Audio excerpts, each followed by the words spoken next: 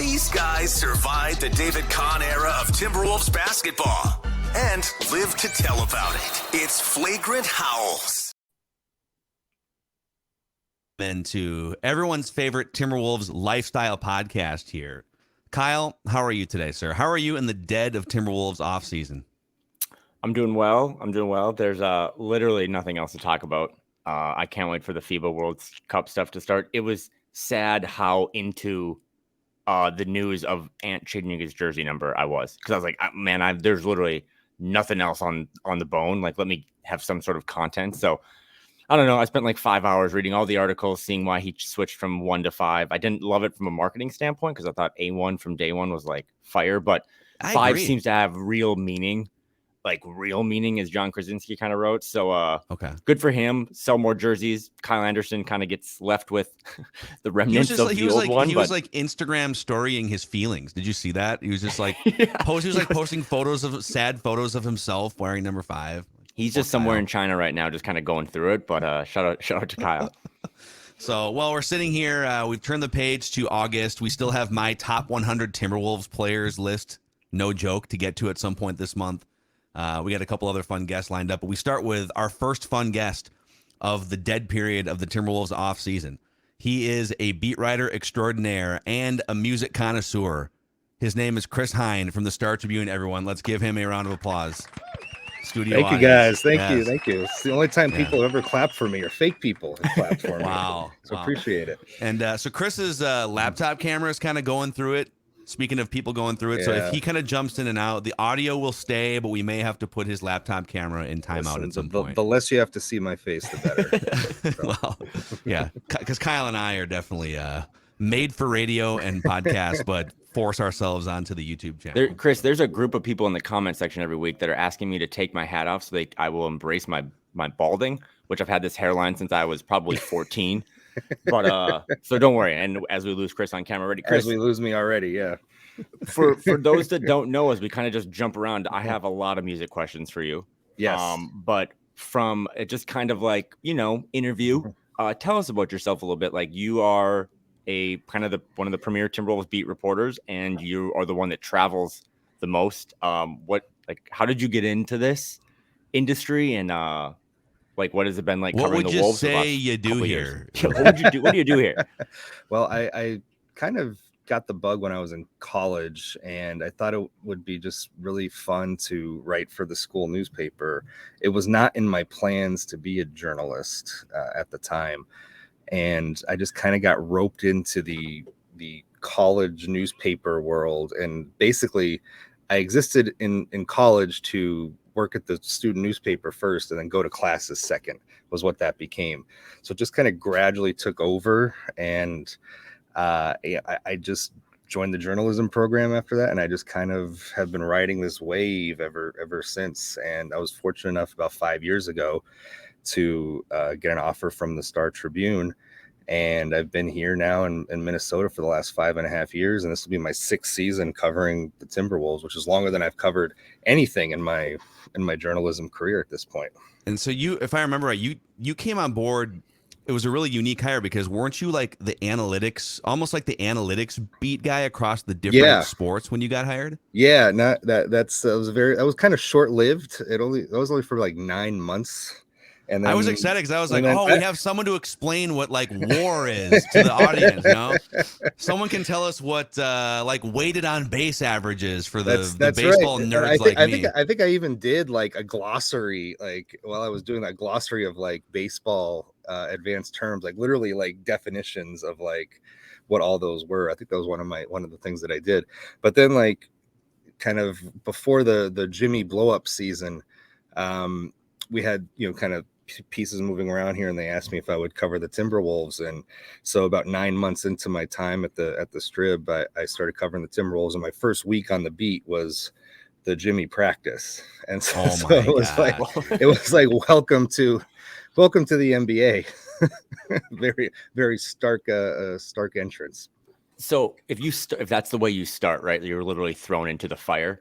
Mm-hmm. What in these last 5.5 years, as you go on your 6th year, because we're kind of been doing this the same timeline, you just do it at a much better and smarter and more professional level than I do. What, like, has there been a player that you've covered, or like maybe a story? Like I remember that one where you went down to Atlanta and got to kind of know Ant was really cool. Like, is there a story or a player that's really stood out from a Timberwolves perspective? Yeah, I was really happy with how that one came together. I still see it's my pinned tweet on my, well, I guess it's called X now, on my X account. That is a whole thing right now. But I still see people, liking it and retweeting it, even like, when they just stumble across my profile, to this day. So I was really happy with that story and the resources that we put into it as a paper. They sent me down there for 4 days, kind of carved out that extra money in the budget to really go down there and get to know the people that knew him growing up. And I would also say probably a player that stood out was Robert Covington. He was always very easy to talk to, just an all around seemingly good dude. And he kind of opened up about some of his mental health struggles. The 1 year he had here when he was facing a tough injury situation that didn't seem to be getting any better. And he came back like the next year. This was before, I think the second year before he got traded. And really just kind of opened up like for an hour plus after practice one day, and just kind of went through all the ups and downs of what he was dealing with during that time. And so I was really appreciative of him just feeling comfortable enough to kind of open up in that way. How would you not like to kind of zoom out, looking at your over a half decade being around this organization and seeing where it's been and where it's going in your time? What would be like your nut graph sentence for how you would explain the Minnesota Timberwolves to an outside casual? Like, what is your like thesis sentence about the Minnesota Timberwolves?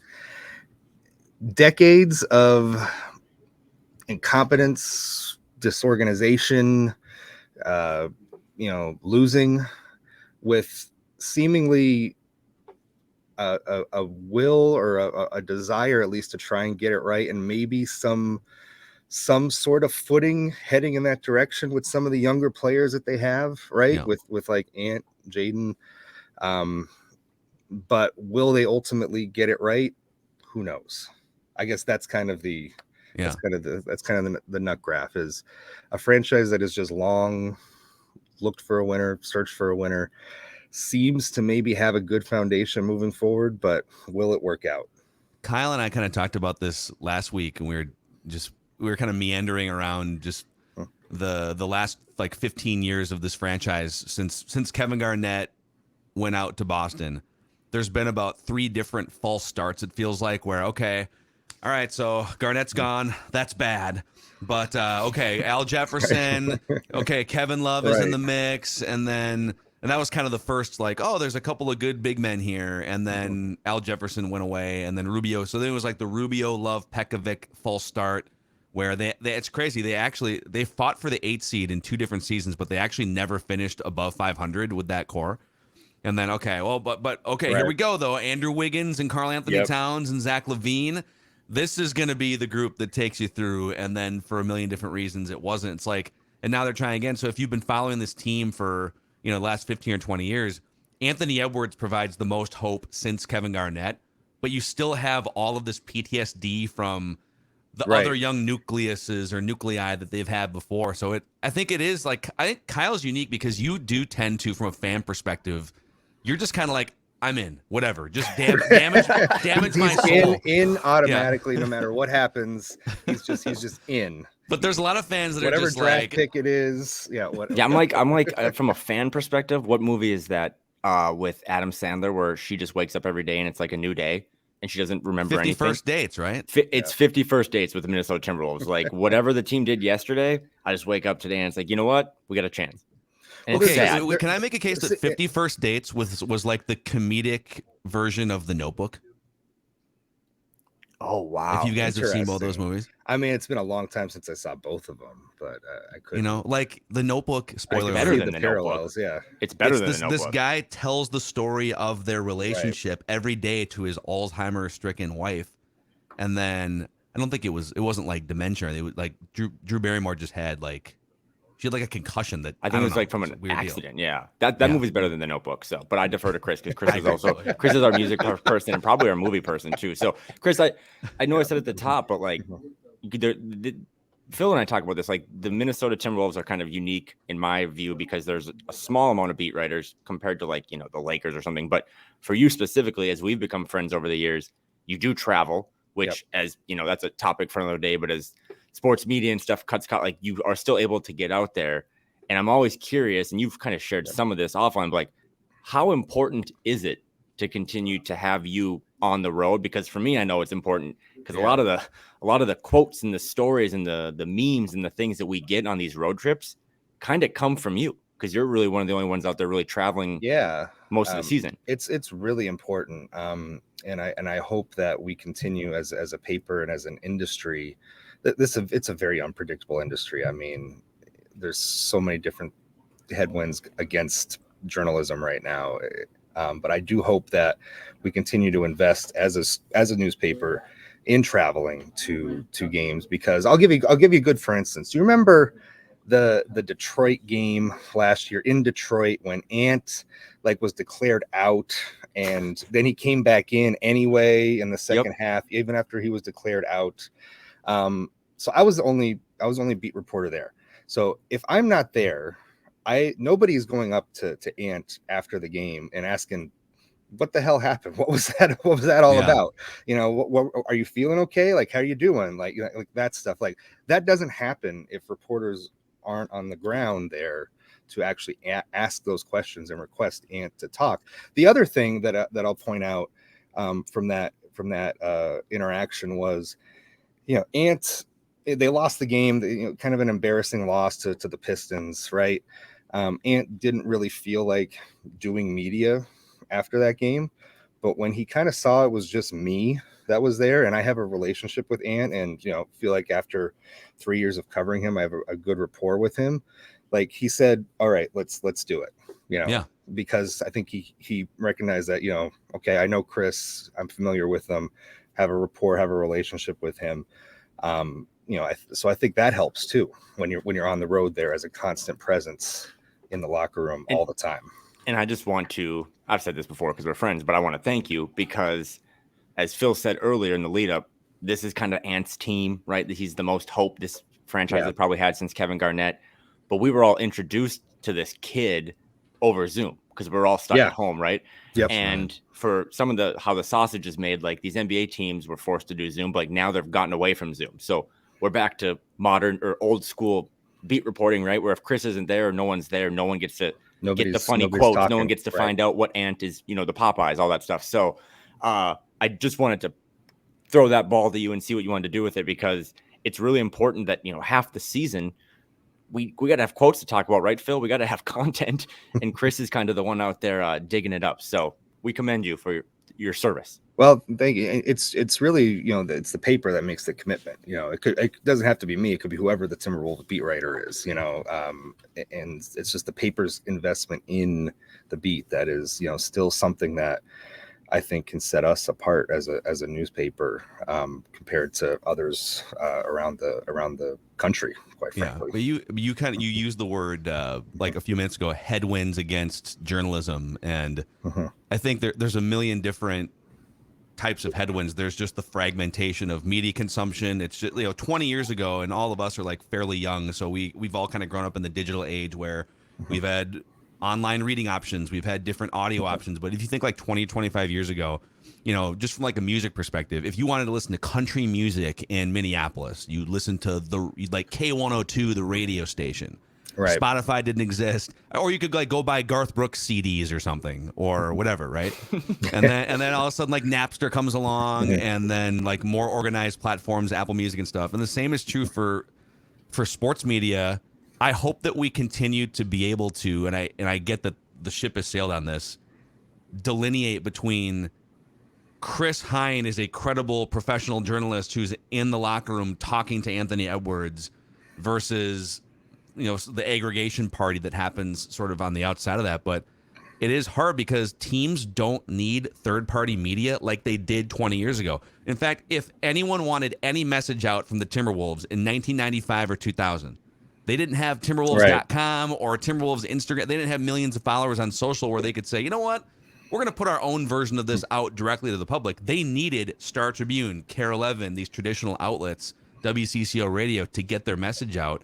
So it's like the third-party journalists who are there to tell stories and to hold entities accountable get squeezed out more now compared to 15, 20 years. Your job is a lot harder now than it was back in the day, I guess is what I'm trying to say. Yeah. There definitely is that ability to just go direct to the consumer or the fan from a team's perspective. But I do think that there still is value in having a third party, objective party cover you, tell stories about you in a way that fans recognize that it's not PR, that it is, objective analysis or journalism. I think there's still a lot of value to that. And the thing is, like, readership and people still want to consume content. They still want to read about their teams here. It's just, how do we keep them here? A, and B, how do we monetize that? Which are the eternal big questions that face kind of the industry, and people way above my pay grade are trying to figure out and come up with. I'm just trying to write and do my job, and hopefully we're able to do that into the future. I don't know what it's going to look like, 5-10 years from now. Nobody knows, because this industry changes so quickly. Well, going to Phil's point about your job being hard, I'm sure everyone listening to this has a difficult job, but I do want to highlight something, because I wanted to bring this up on a recording once, but when the Wolves were down 3-0 in that series against the Nuggets, I'm just there to watch the game, and then I get to go drink a beer and do a podcast.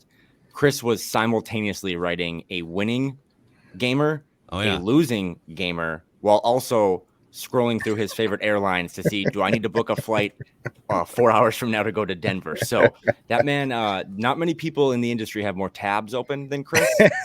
This is true. So, and when we talked about travel and the importance of having you on the road again, I'm sure Glenn Taylor's listening to this. We need to keep Chris going and maybe some first class flights, but we really can't have you on the pod and talk about travel and away games without asking you, which is probably the most important question we've ever asked. And can you rank your top 5 NBA cities to travel to? Yeah. You've asked. We've talked a lot about this, and to clarify for everybody out there, my ranking is going to be very subjective to me, and what I look for. This is not like I'm saying to you as an average fan, these are the cities you're going to have the best time in. These are cities that I tend to have. This is a very selfish ranking. It's a very selfish ranking. Part of that is I'm a member of the LGBTQ community, so I appreciate cities that have more vibrant gay cultural aspects to them. So I would say at the top of my list, probably Toronto. I love Toronto. Toronto's one of my favorite cities. Didn't get to go there last year just because of how they had a back-to-back there, and it was weird in the middle of a road trip, so I skipped it for financial reasons. But I love Toronto. There's a Courtyard Marriott that's literally right around the corner from Church Street, which is the gay district of Toronto. So it's like perfect location to just go out and have a few drinks or whatnot. Restaurants are great there. Wonderful city. Toronto's at the top of the list. Kyle, have you been? I've been to Vancouver, never Toronto. This is even worse, but people know where I'm from. I've been to Winnipeg. And Winnipeg was you've never been to Vancouver? Never been. Nope. Winnipeg. Portland. When I covered the NHL, Vancouver was at the top of my list of NHL cities to visit. Okay. Winnipeg was pretty cool. Winnipeg was at the bottom. Well, Winnipeg, you can drink when you're 18. So when you're a North Dakota kid, it's like 2 hours to a bar. Kyle lives like 5 steps from Canada. He's like, I've been to Winnipeg, but those other beautiful cities, maybe we'll get to some other time. Okay, so Toronto, I've heard that in players, I think, like Toronto too. Like Toronto sounds like it's a pretty cool city, so it's on the bucket list. But yeah, what comes in? I'm really curious what comes in the rest of the top 5. San Francisco, Mm. Portland. Not just because I get to see you when we're in Portland, and kind of the ones you would really suspect at that point. Chicago. I lived in Chicago for 8 years. I loved it. There. So the chance to go back is always welcome. New York, and after that, it's really anywhere warm during the winter is my favorite NBA city to visit. Yeah. The logistics matter too, right? Like Denver's got to be low Logistics, on the man. Yeah. Like Denver would be low on the list because I hate that drive to and from the airport. It's like 50 minutes from the airport to downtown. Everybody raves about like how great the Denver airport is. I'm like, no, it is one of the worst experiences in the country for me. I hate it. Why does the Denver airport get so consistently ranked as like the best airport in the country? I'll never understand that. So okay, I'll maybe never I'm wrong. understand that. I love the Minneapolis airport. I think it's a great airport. Same. The It's Minneapolis airport excellent. is for my money. You could make a case that it's like number one in the country for my money. It's I huge, think and it's sometimes you great. wind up walking like 5 miles to a gate, and but like other than that, That's it's fine. beautiful. It's beautiful. There's if you get stuck on a layover there, like it's not really that much of a problem. There's plenty of spaces and areas for you to go. Proximity to where you generally need to be when you're on a work trip, like 15 minutes to downtown is great. Public transit to and from the airport also helpful. So like, yeah, I'm all in on like MSP being like the best airport in the country. Anyone who thinks Minneapolis airport isn't a good airport has never flown. has LAX. never flown. Oh my God, LAX is a. Oh man, that is when they make me get off the plane and then get in a bus and then travel to another go bus. to the Uber. Yeah, and then another it's plane. yes. Yeah, they make you go to a shuttle to get to the Uber spot. Yeah, like you can't exactly. just like in every other airport in the country, you land and you can start searching for your Uber, right? Not at LAX. You got to get in the shuttle and then go to where the Ubers are. I was in traffic at LAX for an a few hour. months ago for a sports media thing, and they gave me 2 options. You can either get on the shuttle, wait in line for the shuttle, and it'll be about 30 minutes to get to the Uber. And by the way, which is like a mile, but the line was so long. Or you can just walk a mile to the Uber line. Like, yeah. Okay, I guess we're walking. Guess we're walking a mile. See what happens. LAX is a nightmare, especially if you have to travel like around Thanksgiving or Christmas, which I used to do when I covered hockey. Brutal, just absolutely brutal. Yeah. So to spin this back a little bit to the Wolves again, because then I have to get into the meat and potatoes of your music career. But I know you got to talk to Nas a little bit. Like this current iteration of the team, is there some? I mean, the Covington thing was actually, I thought, maybe the best thing you've wrote while you covered the team, because that was so, there was a vulnerability there, right? Like a transparency that he felt really comfortable with you. But in this current iteration of guys, do you feel another guy or two that had maybe not the same topics that you talked about with Rocco, but just like that seems to, once you establish that relationship and that connection, that they do seem to open up and have maybe a side to them that the typical fan is not aware of? Yeah. I think, in general, going around this particular locker room that they have assembled, I don't know the new guys yet, but of the guys that are coming back, it's a pretty good group of guys to talk to. There's a lot of personalities, a lot of like just seemingly friendly kind of guys who are engaging and kind of forward with the media in a way. So it's good for our jobs, and it makes it a lot easier. Nas has always been great, to use him as an example. He's always been great from the Zoom times to now. I remember doing a story on him a few years ago about his love of drawing. I had a really fun time with that story and getting him to talk about like when he was like in 6th grade, and the teacher that really inspired him to kind of open up artistically, and it's something he still does. And I tracked down the teacher and talked to her, and it was just a really fun, great story in the middle of the pandemic that was great to do. So like you just kind of, and again, to circle back to our original point, the value of always being there in the locker room is you get to have these kind of casual chats with guys that could, even though they're off the record, like, you're just kind of chatting with them, your recorder's not on, they can turn into stories potentially. Like you have a chat with somebody and then you say like, hey, you mind if I do a story on this, or if I interview you for 5 to 10 minutes about this, and that sort of stuff becomes the basis for what you eventually write. So you don't get that by not being there and building that trust. That's something you can't do over Zoom, or you can't do from afar. It's something that you have to be on the ground for. You've been doing this a while because you were covering the Blackhawks right before you came to Minnesota for the Wolves. So do you find in 2023, and this is kind of pigtails on, or kind of jumps onto everything we've talked about, but that athletes have their own ways to get their message out, right? Or whatever, through social media or the players and stuff. Yeah. But do you find with all the stuff that goes on both in sports and non in sports, that players are like less trusting of the media than ever before, and that makes building those relationships both more important and harder in the same time? I think it can be. I don't think that there's a lot of understanding among players as to what like my job or John's job or Jace's job or Dane's job, like how are all of our jobs kind of differ from each other. They just kind of see us all as one monolith, right? We're the media. They don't really differentiate us from like, you know, the people that aggregate at Bleacher Report or, you know, stuff like that. Like, so I wish I could like, there was one player last year who like was, when I told him like, I have to write like, you know, 2 different stories every night, and then I have to write on the off days. He was looking at me like I had 3 heads. He's like, really? He's like, you do that much writing? And I'm like, yeah, like that's the job. And so I wish I could kind of sit them all down and explain that to them and have them pay attention for 5 minutes and be like, this is what we're trying to accomplish here. This is what my job is. This is what everybody else's job is. And, we're not necessarily the people that are on social media, and us are different things. That's what I would love to tell them.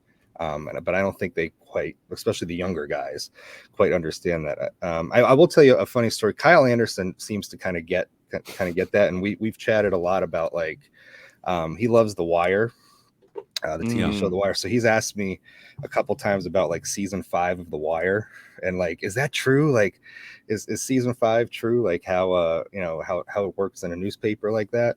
And I remember there was one time after we interviewed him after a game, and like he knew my deadlines for that game were pretty tight because it was like a later start.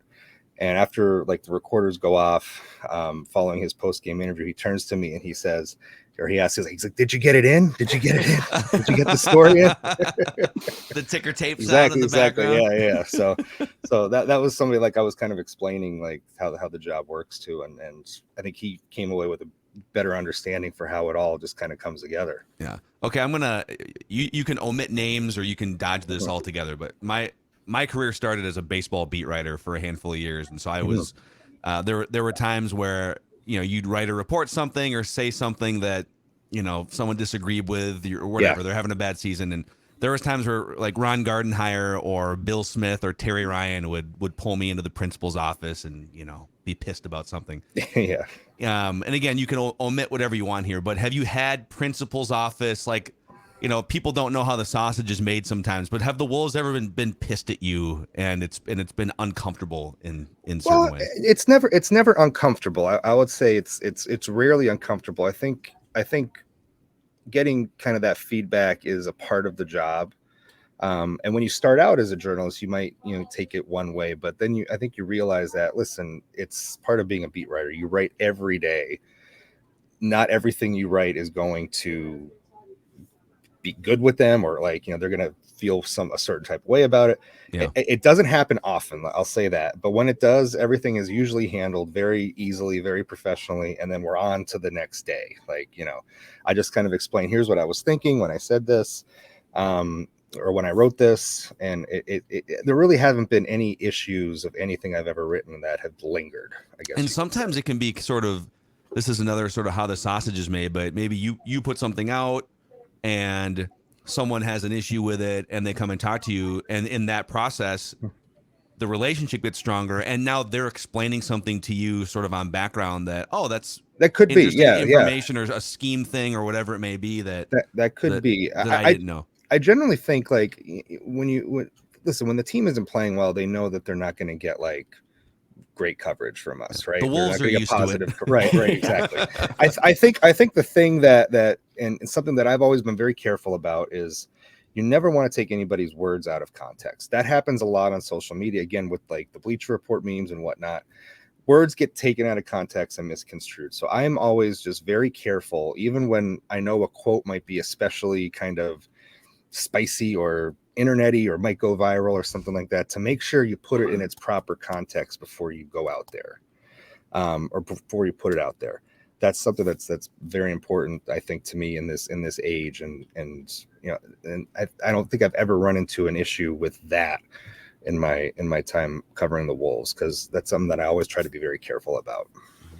You did, obviously we talked about the Ant article that was phenomenal, and you've done some really good stuff on Nas. I guess just kind of lower on my list, but do you know exactly when the deep dive Sunday front page of the sports feature on Jaden's going to be? And do you need me to give you quotes now, or do you want them later? I did one before last season. We could do an annual one, though. That'd be kind of We nice. can do an annual one. I should. So I'm sorry I didn't quote you in that one. What was it, 2021? Like this fall of 2021, before that season. So there was one that I did already. You just missed it. I'll go look it up.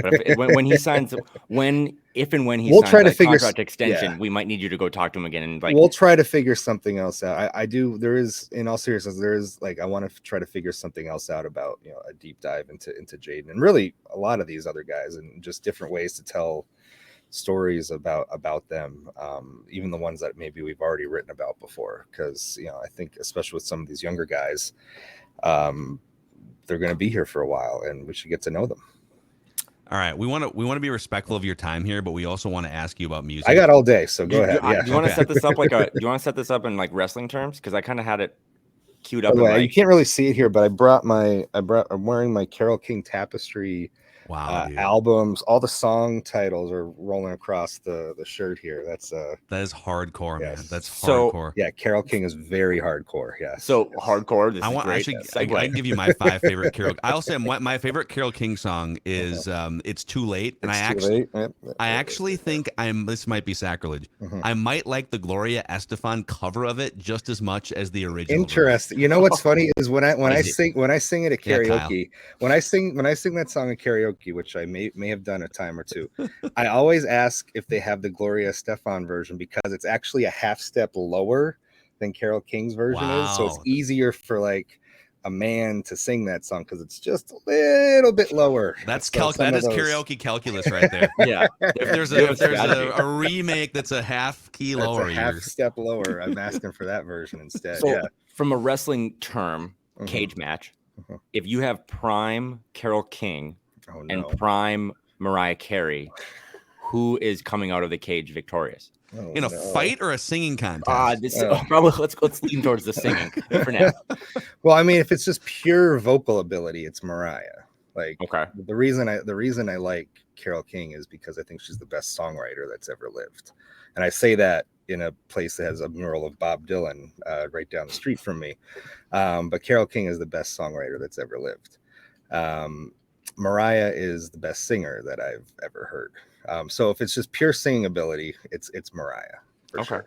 Yeah. Maybe this is maybe these two are on this list, but if we were to take a scroll through the top 5 most played artists on your Spotify or Apple Music, whatever it is, and let's take those two out for a second. Take those two out of it, sure. Yeah. What are off the top of your head? What do you think the other 5 would look like? Dusty Springfield, for sure. That's a popular choice with the kids out there these days. Dusty Springfield, Michael Kiwanuka, which I don't know if you know who that is. Okay, He's Google. He's like a British. I tend to think he's like if Jimi Hendrix was alive today, making music today, like that's what Jimi Hendrix would be. He's really good. Michael Kiwanuka. Did you ever see the show Big Little Lies on HBO? Yeah. He does the theme song to that. That's one of his songs. Lady Gaga would be up there. Casey Musgraves is up there for me. I love Casey Musgraves. She has 4 albums. I'll just put them on repeat, like on flights. Wait, apparently, by the way, real quick, Lady Gaga. I saw a story. I think it might have been Star Tribune that wrote this. She was here in like town. At Bar Lurkat a couple weeks ago, just randomly, just upstairs, like with a friend. I wish she didn't call me. I didn't get the call. Wish I did. Casey Musgraves I love. Brandy Carlisle's another big one. Maren Morris. Those are I've had more of like a kind of a country bent recently, but it's like all these ladies who do like this kind of soulful kind of brand of country, and that are just really good songwriters. Like again, Casey, Maren, Brandy Carlisle, like they're phenomenal artists, and so those would be kind of the ones I listen to most now. Under the music umbrella, because I just this is a little bit no one knows of me, but I took piano lessons growing up, like my whole life, and every lesson I got worse because I just never practiced in between. But Kyle's like in year 3, they're still playing chopsticks, or like how bad was it? yeah, like I'm like the Anthony Randolph of Hot piano cross playing. buns. Yeah.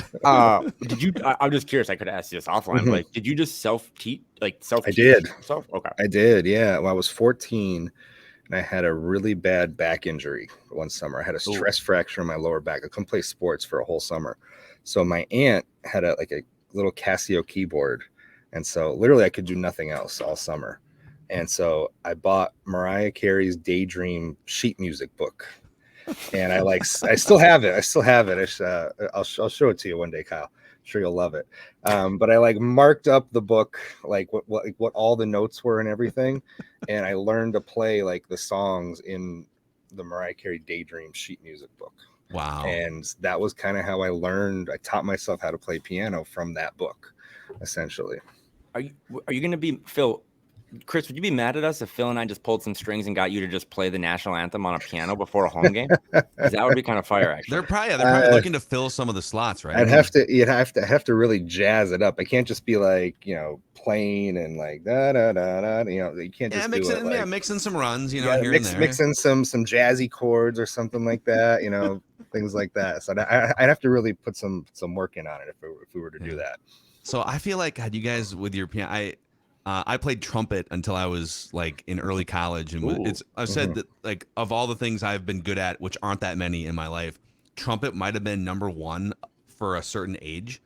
And I just found out really quickly the amount of practice it takes to keep up your chops and stuff. But it's not an instrument that you can just we're gonna go hang out tonight at a friend's house and bring my trumpet take the along. Trumpet out of the case, right? But guitar, piano, if I could go back and devote all the time I devoted to trumpet to things that you could play more casually at an airport or something, you don't just take your trombone out or your French horn. It's just sort of a no one's playing recorders at airports anymore, but we all are forced to play recorders, right?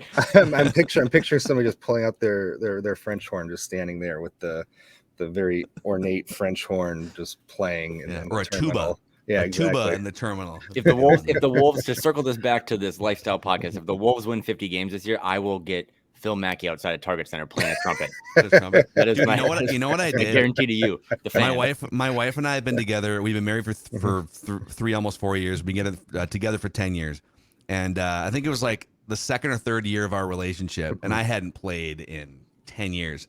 But I was like, you know what? She loves the theater, and so I got her Phantom of the Opera tickets for her birthday one year. And I was like, I'm gonna bust out my trumpet and I'm gonna play the Phantom of the Opera theme song as a hey, here's your gift. And it actually went pretty well, but she thought it was so thoughtful, right? It's like, oh my gosh, wait, where did you have a trumpet? She's like, why do you have a trumpet? Let me tell you a little bit about Band Phil back in the day. Why do you have a trumpet? Yep. I don't know if you had anything else for Chris. I did want Chris to just say something super spicy that we could aggregate and get some clicks. But what's your hottest take right now? We do try to end with just the dumbest segment of all time. It's my question of the week. But I'm curious because now I've got both of you on, and Phil, I couldn't wait till next week for this one. So, what is the best? It could be current, but what is the best job you've both ever had? It can go all the way back to when you're, it could be anything, but what is the best job you've ever had? I'll say the current one. Wow. It's, I don't, I'm not exaggerating when I say that. This is the best job I've had. I'm very lucky to have that. And to be able to do this for a living. So, it might be a sappy, corny answer, but I'm sticking with this one. So I feel the same way about my current job. I love that we've sort of migrated from, the traditional AM sports radio world. And I love doing this like an idiot on a microphone for Wolves fans and Vikings fans on Purple Daily and stuff. But a close second, maybe a 1B. And Kyle, you know this because we've talked about poker on the show, but I mean, for 3 years in my early 20s, I paid my rent money playing online poker and Nice. Like any good going to Canterbury and stuff. Yep. So now that was like probably more fun in retrospect. But when you're living check to check and you're down like $400 at a Canterbury, like 4-8 game or something, you're like, how am I going to get home? It can be a little stressful in retrospect. But so I would say this right now. But if I ever had a chance to grind some poker again, I probably would take Those that. are good answers. What about you? Well, I'm pretty confident that my current employer doesn't listen, so it's definitely not what I'm doing right now. So shout out to Chris. I didn't actually prepare myself. I delivered drugs for a while. Context there is my dad owned a pharmacy, but out of context, important context. You clip that up. So I was just gonna say, if we were to aggregate that, and without the context. Kyle's delivered drugs and it was pretty successful. I have delivered drugs, Kyle Theige. Yep. It was So I was just had these prescriptions and I would bring to these old people in my little hometown, and it was fun and it was easy money, and I never had to dress up, and I listened to the same 50 Cent album every day. But I was reminded of that sometimes. Like I had a buddy that was like, I actually very successful at Nike. He's like, I worked at Cold Stone and I know all the songs, and when we go to Cold Stone, he still sings them. So I like to kind of dig into people's past. But Chris, this being your favorite job, I mean, again, could bring it full circle. We are appreciative of all you do, and I was glad to have you on to people get to know you a little better, because I think what you do is really, really important. And while the rest of us don't really travel or have the budgets to travel and stuff, like you're out there for half the season, essentially. I mean, the whole season, but half the season, you're a resource to accessing what I think is an exciting team and some interesting players. So if nothing else, hat tip to you. Well, thank you guys, appreciate it, and thank you for having me on. And one of the reasons why it's such a great job is I get to talk to guys like you. So see, now that was the paid plug, right? There. Right, exactly. Yeah, I know. right. Now my appearance fee has gone up, right? Awesome, man. Chris Hine, we'll do it again sometime. We appreciate you coming on, and enjoy the rest of your off season here. Thank you guys, appreciate it. All right, Kyle, we do have to shout out our friends over at Power Lodge and Miller Marine here. Okay, it's still pontoon season. If you haven't gotten yourself out on one of these brand new Benningtons, look at the B-roll budget we have here on Flagrant Howls. By the way, this was Kyle's drone that they filmed this with. That green one. There's is so Kyle cool. right there driving the pontoon. So get on it. It's the 25th anniversary, I should say, of Power Lodge, and so at all of their local locations, Brainerd, Ramsey, Anemia, Sauk Rapids, they're rolling out the red carpet with delicious food, amazing prizes, fantastic giveaways. So check it out at powerlodge.com. And if you're not already in one of these Benningtons, one of these pontoons, then you're probably missing out for the rest of summer. So I will be back in the Minneapolis area the 11th through the 13th for a pretty cool event that I think I can share with you a little down the road. But if anyone has a Bennington and they want to throw Kyle and Phil on that boat for Saturday, DMs are open, because I'm trying to get out on the water. Finchy likes to get out. We'll have a couple brews anonymously on Lake Minnetonka. We'll just show up. Hey, Finch, we're here. We're here. Let's do it. We're here on behalf of Miller Marine and Power Lodge. Finchy, it's like, go away, you clowns. All right. Well, thank you for hanging out with us here. If you could give Flagrant Howls a 5-star rating and a positive review on Apple Podcasts, and click the like button on the Score North YouTube channel, you can help, and the subscribe button too. You can help spread the word about everyone's favorite Timberwolves lifestyle podcast. I'm Kyle. You're Kyle. I'm Phil. I'm dyslexic. We'll talk next time.